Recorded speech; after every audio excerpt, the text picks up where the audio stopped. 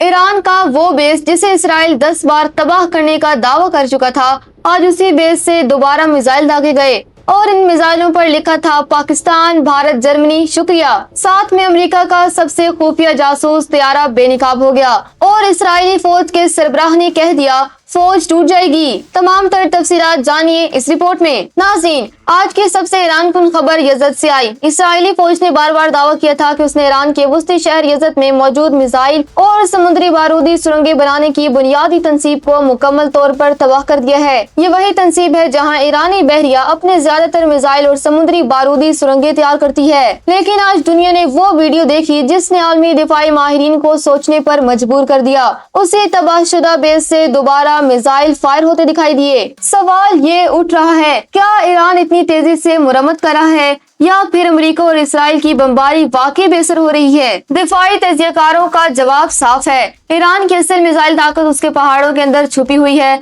ज़ेरे जमीन मिसाइल, शहरी गहरी सुरंगें और बिखरी हुई तंसीबात, इनको रिवायती बमबारी से खत्म करना तकरीबन नामुमकिन है। ये वो सच्चाई है जो अमेरिका और इसराइल अभी तक तस्लीम करने से कतराते हैं। अब आते हैं आज की सबसे अनोखी खबर की तरफ, जिसने पूरी दुनिया को चौंका दिया। ईरान ने अपने हालिया बैलिस्टिक मिसाइलों पर जो इसराइल और अमेरिकी अड्डों को निशाना बनाने के लिए दागे गए 4 ममालिक के नाम लिखे, जर्मनी, स्पेन, पाकिस्तान और भारत, और इन नामों के साथ लिखा शुक्रिया। ये ऑपरेशन ट्रू प्रॉमिस 4 की 83वीं लहर का हिस्सा था। ईरानी हकाम के मुताबिक ये उन ममालिक के लिए इजहार तशक्कुर है जिन्होंने इस जंग में अमेरिका का साथ देने से इनकार कर दिया, जिन्होंने अपनी बहरिया अपनाए हुर्मस भेजने से मना कर दिया और जिन्होंने इस जंग को अपनी जंग मानने से साफ इनकार किया। ये ईरान का सियासी पैगाम है मिसाइल के जरिए पूरी दुनिया को कि कौन उसके साथ खड़ा है और कौन नहीं।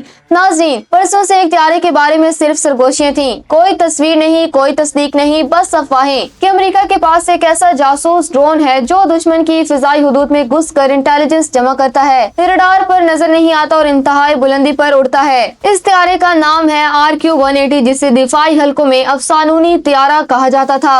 आज वो अफसाना टूट गया। एक तकनीकी खराबी की वजह से इस तैयारे को यूनान में हंगामी लैंडिंग करनी पड़ी और कैमरों ने उसे कैद कर लिया।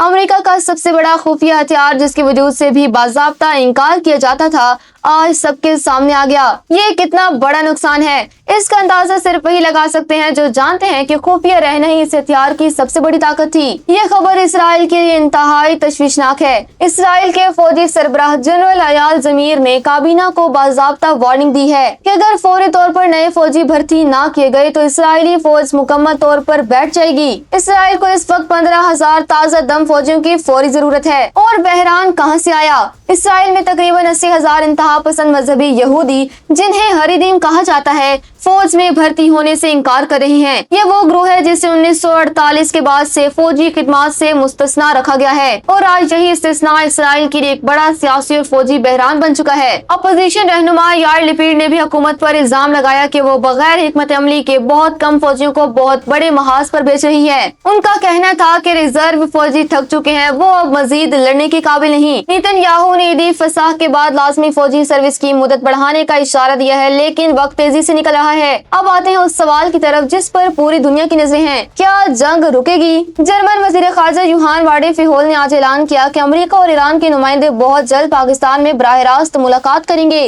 अब तक दोनों के दरमियान बिलवास्ता राब्ते हो रहे थे और पाकिस्तान पैगाम रसानी का किरदार अदा कर रहा था। अब सीधी मुलाकात की तैयारी हो रही है। पाकिस्तान के वजीर खारजा इसहाक डार और वजीर इत्तलात अतातारू ने भी पाकिस्तान की सालिसी की तस्दीक की है। अमेरिका ने ईरान को 15 निकाती अमन फ्रेमवर्क पेश किया है जो पाकिस्तान के जरिए पहुंचाया गया और ईरान ने उसका जवाब दे दिया है। अब वाशिंगटन की बारी है। लेकिन, और ये बहुत बड़ा लेकिन है, ईरान के वजीर खारजा अब्बास इराक्ची ने साफ कहा कि हम मज़ाहमत जारी रखेंगे, हम मुज़ाकरात नहीं कर रहे।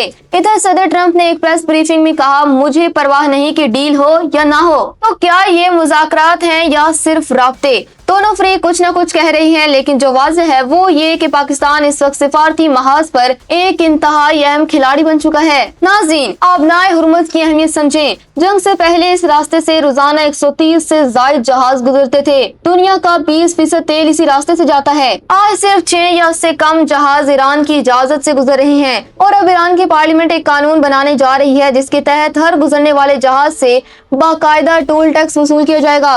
यानी ईरान बैनुल अक़वामी समुद्री रास्ते को अपनी निजी सड़क बनाना चाहता है। आज इसी आबनाई में एक थाई माल बरदार जहाज मयूरी नारी पर नामालूम हमला हुआ और वो ईरान के कशम जजीरे के करीब डूबने लगा। 20 अमले को ओमानी बहरिया ने बचा लिया, लेकिन 3 अभी तक लापता हैं। बहरीन ने यूएन सिक्योरिटी काउंसिल में करारदाद पेश की है कि खलीजी ममालिक और अमेरिका पर मुश्तमिल बहरी टास्क फोर्स बनाई जाए जो हुर्मुज़ को दोबारा खोले, लेकिन रूस और चीन वीटो कर सकते हैं। इसराइल ने दावा किया कि उसने IRGC बहरिया के वो कमांडर को हलाक कर दिया जो हुर्मुज़ की नाकाबंदी के जिम्मेदार थे। यज़द में मिसाइल और समुद्री बारूदी सुरंगें बनाने की फैक्ट्री को भी निशाना बनाने का दावा किया गया और ईरान के पास हजारों बारूदी सुरंगें हैं जिनका खौफ ही जहाजों को रोके हुए है। कुवैत की 2 बंदरगाहों मुबारकुल कबीर और शवाइफ पर ड्रोन्स और क्रूज मिसाइलों से हमले किए गए, इंफ्रास्ट्रक्चर को नुकसान पहुंचा। कुवैत से भी ये खबर आई है कि हिज़्बुल्लाह के चेन खान को गिरफ्तार किया गया जो कुवैत में बड़े पैमाने पर कत्ल की साजिश कर रहे थे।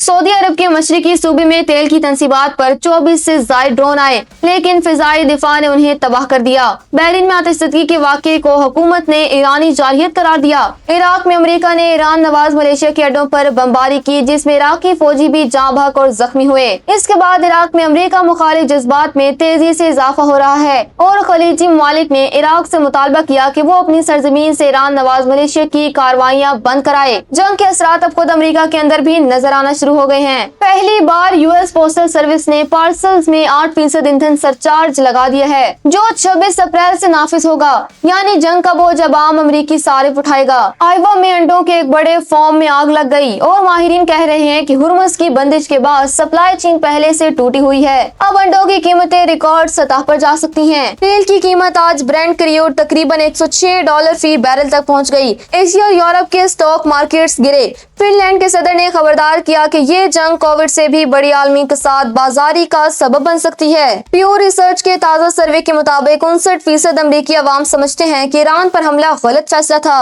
और 61% ट्रम्प के इस जंग के अंदाज से नाखुश हैं। एक तरफ पाकिस्तान में बराह रास्त मुज़ाकरात की तैयारी है तो दूसरी तरफ मिसाइल और बम बदसूर गिर रहे हैं। इसराइली मीडिया कह रहा है कि ट्रम्प हफ्ते को जंग बंदी का ऐलान कर सकते हैं, इसलिए इसराइल आज रात भी ज्यादा से ज्यादा अहदाफ हासिल करने की कोशिश में है। क्या जंग रुकेगी या मजीद बढ़ेगी?